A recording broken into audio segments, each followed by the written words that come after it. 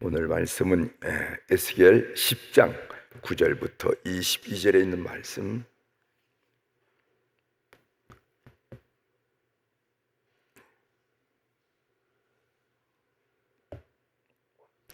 에스겔 10장 9절부터 22절에 있는 말씀.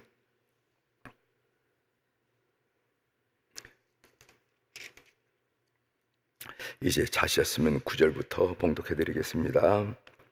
내가 보니 그룹들 곁에 네 바퀴가 있는데 이 그룹 곁에도 한 바퀴가 있고 저 그룹 곁에도 한 바퀴가 있으며 그 바퀴 모양은 황옥 같으며 그 모양은 넷이 꽃 같은데 마치 바퀴 안에 바퀴가 있는 것 같으며 그룹들이 나아갈 때에는 사방으로 몸을 돌리지 아니하고 나아가되 몸을 돌리지 아니하고 그 머리 향한 곳으로 나아가며 그 온몸과 등과 손과 날개와 바퀴 곧 네 그룹의 바퀴의 둘레에 다 눈이 가득하더라. 내가 들으니 그 바퀴들을 도는 것이라 부르며 그룹들에게는 각기 네 면이 있는데 첫째 면은 그룹의 얼굴이요 둘째 면은 사람의 얼굴이요 셋째는 사자의 얼굴이요 넷째는 독수리의 얼굴이더라.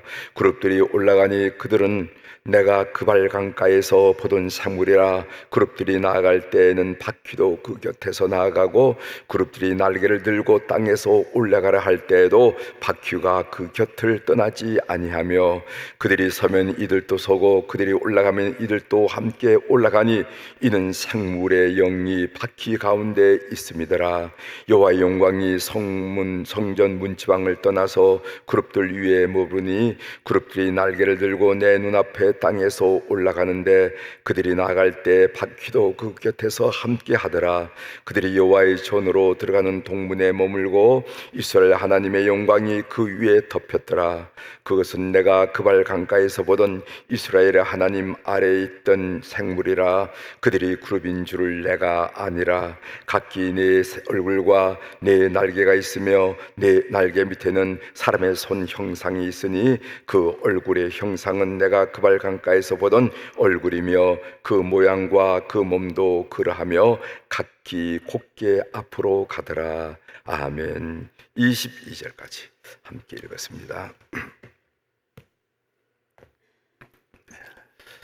오늘 우리가 읽은 에스겔 10장 하반장 9절부터 22절에 있는 말씀을 중심으로 주제를 하나님이 떠난 성전은 그냥 집일 뿐입니다. 이런 말씀을 함께 나누려고 합니다. 하나님이 떠난 성전은 그냥 돌과 나무가 있는 집일 뿐이다 한 얘기죠. 이런 재미있는 이야기가 있어요. 한번 들어보십시오. 만나는 사람마다 샬롬이라고 인사하던 목사님이 계셨습니다. 히브리어 샬롬이란 말이 무슨 말인지 알죠? 평화, 평강, 평안, 이런 뜻이 바로 샬롬. 평화하십시오, 평강하십시오, 이럴 때 샬롬 이렇게 인사하죠. 한 번은 얼굴이 까맣고 뼈만 앙상하게 남은 남자가 지나가기에 목사님은 평상시처럼 샬롬 하고 큰 소리로 인사를 했습니다. 그런데 이 사람이 그 다음 주일부터 교회에 나와서 주일 예배를 드리기 시작했어요. 3개월이 지난 어느 날 이 사람이 찾아와서 목사님 식사를 함께 하자고 시간을 좀 내달라고 부탁을 했습니다. 그래서 식사를 함께 하게 되었는데 이때 이 사람이 이런 말을 하더라는 거죠. 자신은 그동안 사업이 잘 되어 돈을 많이 벌었고 명예도 얻었으며 쾌락도 즐길 만큼 즐겼다는 것이죠. 집안도 평안하고 자녀들도 모두 잘 됐다는 것입니다.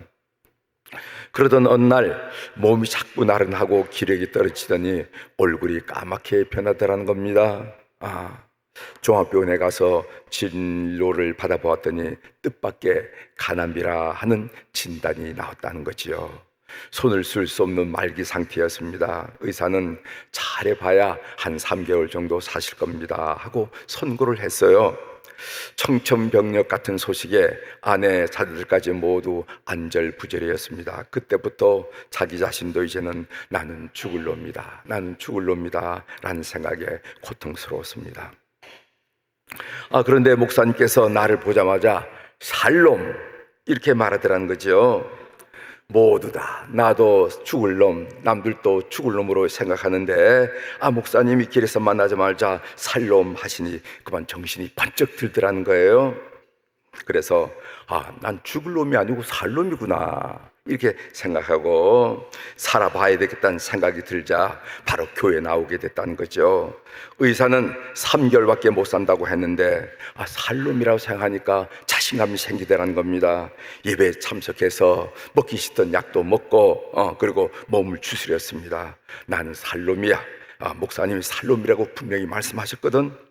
살놈이라고 생각하니까 몸이 가벼워지는 것 같았고, 그랬고 운동도 좀 하고 잘 먹고 잘 자고 잘 쉬면서, 그래서 결국 말기 간암을 이겨내고 건강을 회복했다 한 얘기입니다.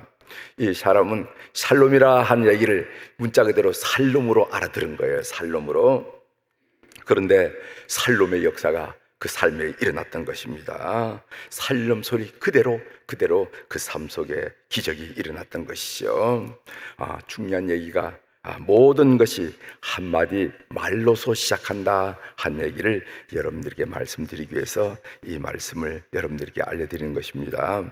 우리가 무의식적으로 하는 말조차도 자꾸만 반복하다 보면은 말한 대로 그 말이 내 삶을 규정하기 때문에 그 말대로 이루어진다 한 얘기죠.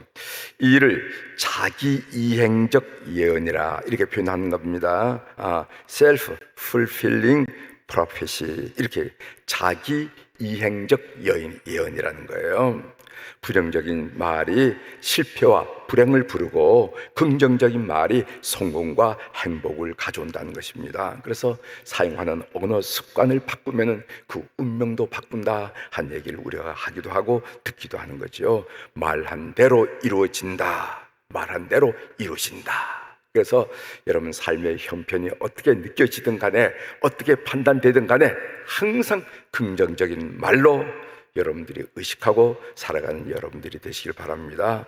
샬롬을 잊히면서 늘 행복하게 평안을 구가하는 교우들이 되길 바랍니다. 중요한 겁니다.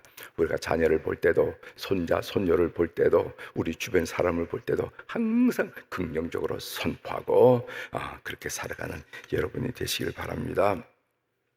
이제 본문을 좀 들여다보겠습니다. 결국 하나님은 성전을 떠나셨죠. 하나님이 성전에 계실 수가 없었습니다. 성전은 너무도 가정한 곳이기 때문에 거룩한 하나님이 그곳에 계실 수가 없어요. 처음에는 지성소의 언약궤를 떠난 여호와의 영광이 성전 문지방으로 이동했고, 성전으로 들어가는 바깥들의 동문에 머무는 모습을 보게 됩니다. 19절 한번 읽어드리겠습니다. 그룹들이 날개를 들고 내 눈 앞에 땅에서 올라가는데 그들이 나갈 때 바퀴도 그 곁에서 함께 하더라. 그들이 여호와의 전으로 들어가는 동문에 머물고 이스라엘 하나님의 영광이 그 위에 덮였더라. 우리가 주제로 말씀드렸지만은 하나님이 떠난 성전은 그냥 집일 뿐입니다. 그렇다면은 하나님께서 성전에 머물게 하려면은 어떻게 해야 될까요? 전 이 생각을 좀 했습니다. 하나님이 내 마음에 머물려고 하자면은, 하나님이 우리 예배당에 머물게 하자면은 어떻게 해야 될까? 어떻게 되죠? 예배를 드린다고? 기도한다고? 찬송 부른다고? 아마 그 당시 예루살렘 성전에도 제의 예배는 있을 것이고 그곳에 찬송도 있을 것이고 하나님께 기도드리는 기도도 분명히 있었을 것입니다. 예배당인데, 성전인데 하나님이 진정으로 이 성전에 계시도록, 우리 예배당에 계시도록, 내 마음에 계시도록 하자면 어떻겠는가 생각해 봤습니다. 그것은 하나님을 하나님으로 인정해 드릴 때 하나님은 이 예배당에 계시고 내 마음속에 계신다는 겁니다. 내가 인생을 살면서 하나님을 하나님으로 인정해 드릴 때 하나님 내 마음속에 계시고, 우리 교회 공동체가 하나님을 하나님으로 인정해 드릴 때 하나님은 이곳에 계시고, 우리 사회와 민족이 하나님을 하나님으로 인정해 드릴 때, 진정으로 인정해 드릴 때 이 땅은 하나님의 거룩한 땅이 될 수 있다 하는 그런 생각이 들었어요. 우리 교회가 영등포 다리 밑에 노숙자들을 섬기는 이 일을 한 달에 2번씩 우리 사마리아 봉사대 그리고 또 남선교회가 감동하는데, 지난 주일에도 우리 남선교회 회장이 보고를 하는데 많은 도전을 받고 감동을 받는다는 거예요. 그런 일을 하면서 집에서 아버지가, 집에서 남편이 가출하는 이유가 뭡니까? 그래서 멀쩡한 사람이 노숙자로 전락되는 이유가 뭡니까? 여러분 뭐라고 생각하세요? 그것은 가정에서 남편을 남편으로 인정하지 않을 때, 가정에서 아버지를 아버지로 인정하지 않을 때, 아버지는 그 자리가 너무 가시방석 같아서 차라리 바깥에서 노숙자로 사는 것이 낫겠다고 그 가정을 청취 없이, 알지 않고 연락이 없이 떠난다 하는 것을 여러분 아십니까? 그것이 가출의 동기라고 그런다면은, 하나님이 이 예배당을 떠나고 하나님이 내 심령에서 떠난 이유가 뭔가? 그 하나님을 내 마음속에서 하나님으로 인정해 드리지 않고, 교회에서 그 하나님을 하나님으로 인정해 드리지 않을 때 하나님은 이 땅을, 이 지향소를 떠나게 된다 한 얘기를 여러분들이 꼭 명심하십시오.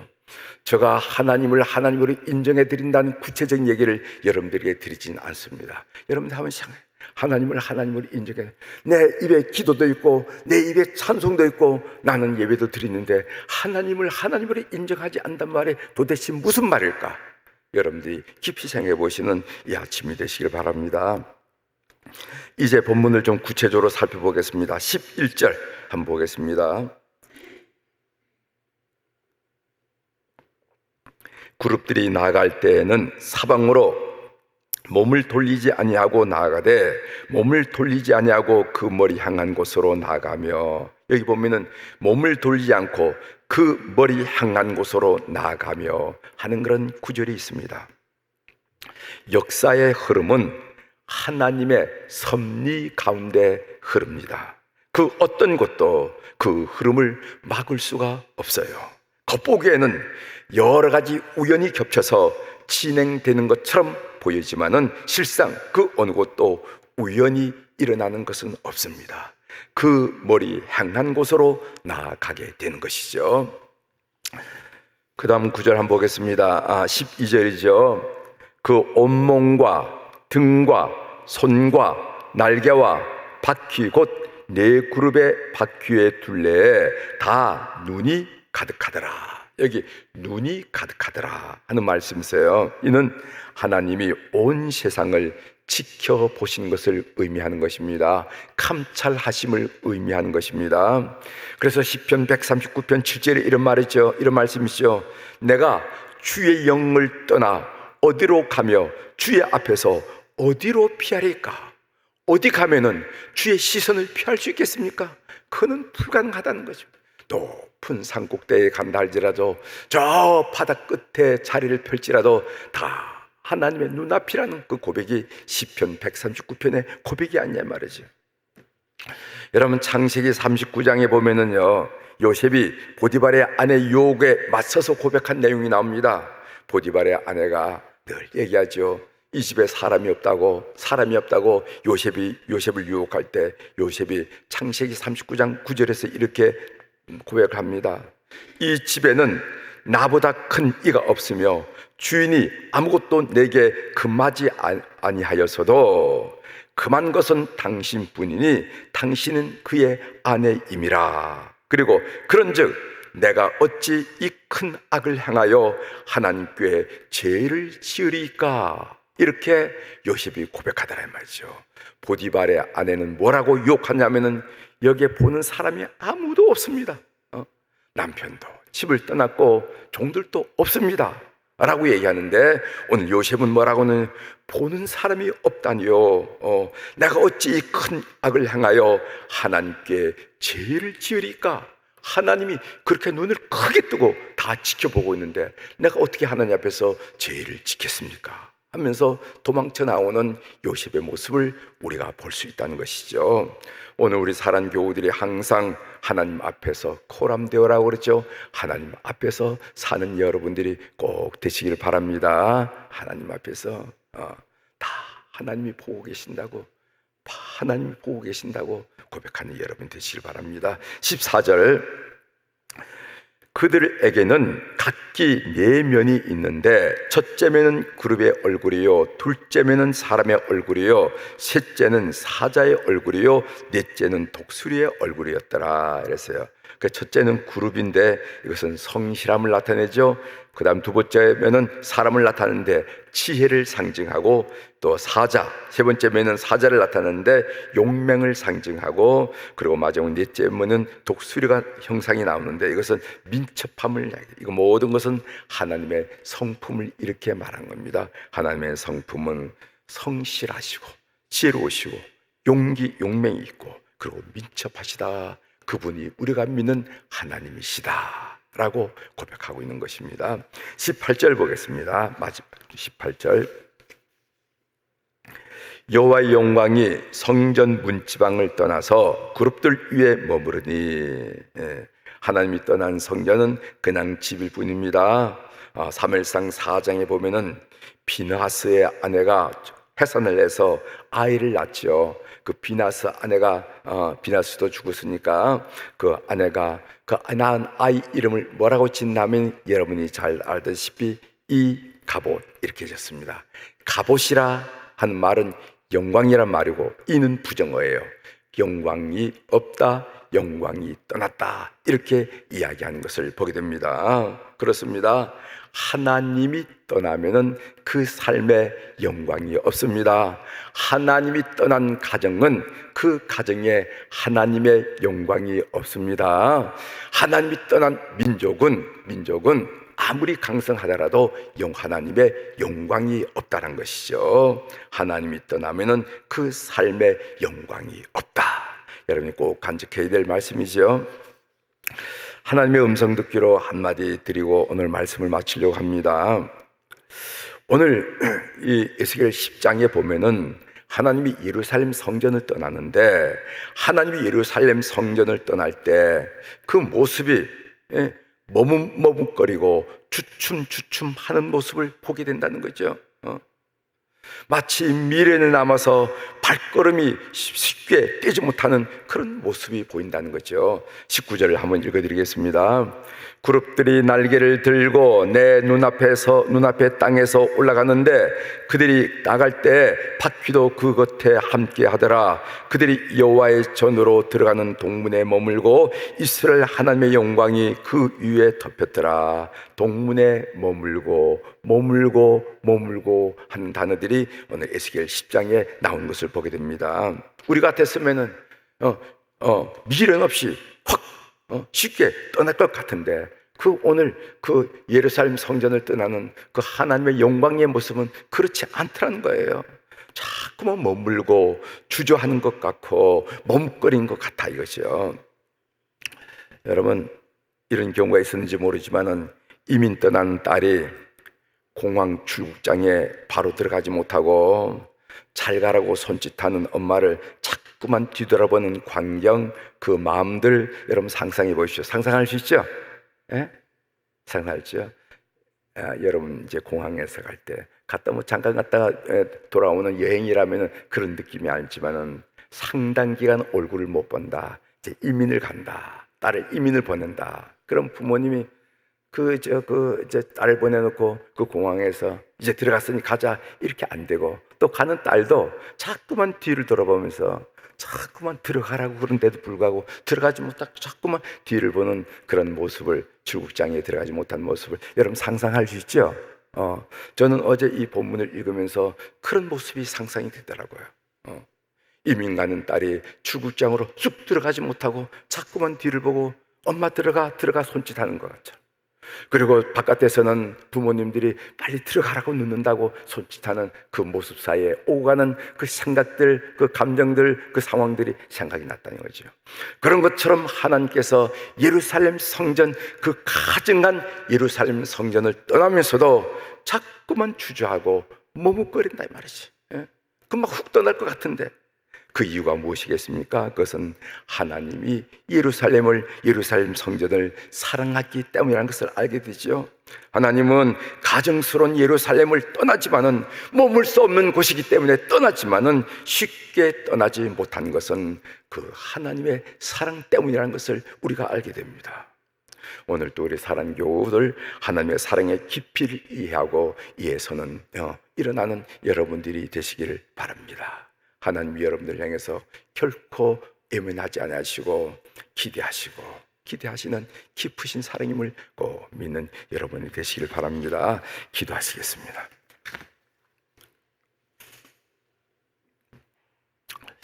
하나님 아버지, 오늘 저희들 다시 한번 배웠습니다.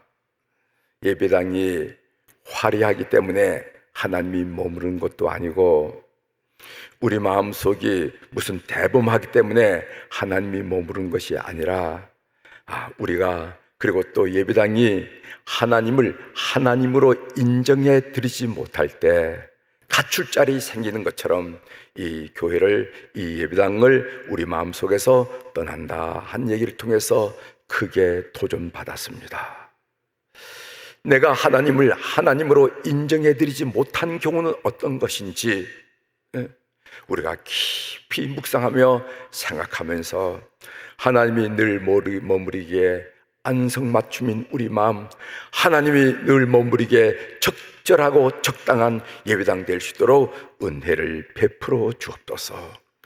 오늘 또 우리 사랑 교우들이 주님 앞에 1,000번째 헌금을 비롯해서 감상금을 하나님 앞에 올려드렸습니다.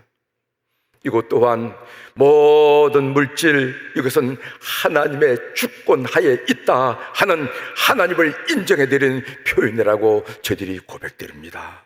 주님, 이런 마음을 가진 온 교우들을 살펴주시옵소서. 하나님을 하나님으로 인정하고 하나님께 모든 삶의 일을 신뢰하고 의탁하는 성도들을 주께서 살펴주셔서 삶의 여정 속에서 하나님의 개입하심과 하나님의 인도하심과 하나님의 승리하심을 경험하는 온 교우들이 될 수 있도록 은총을 베풀어 주옵소서. 하나님, 목요일 날 이제 이 폭염 속에서 이제 여름 성리학교를 하는 우리 교회학교와 여름철 행사를 위하여 하나님께 간구를 드립니다.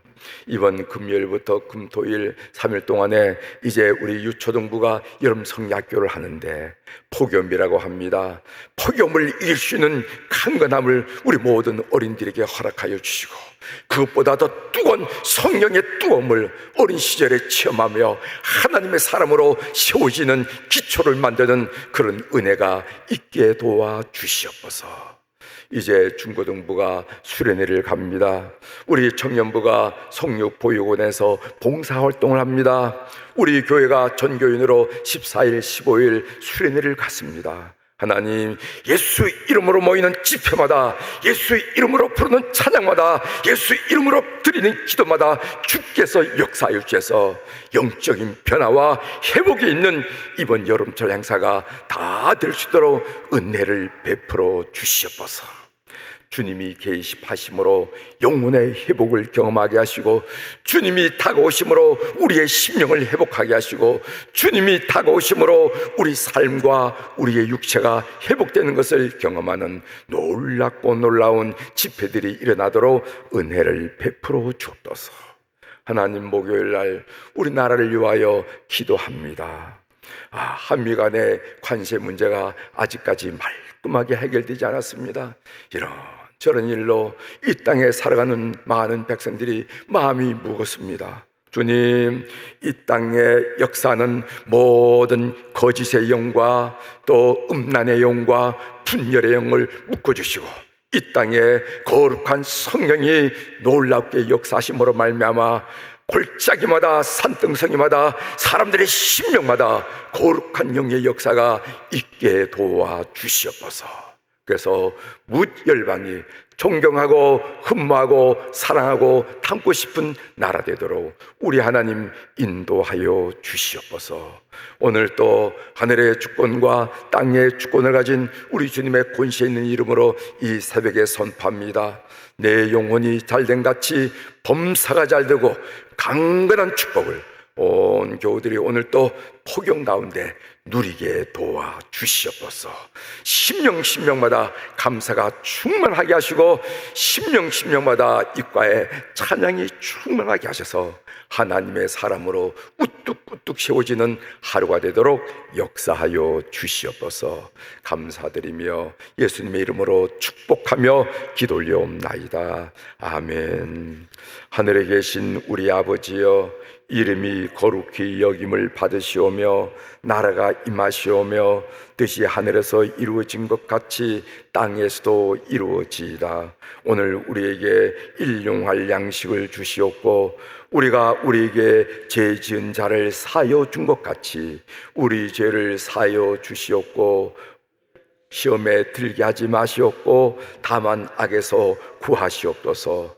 나라와 권세와 영광이 아버지께 영원히 있사옵나이다. 아멘.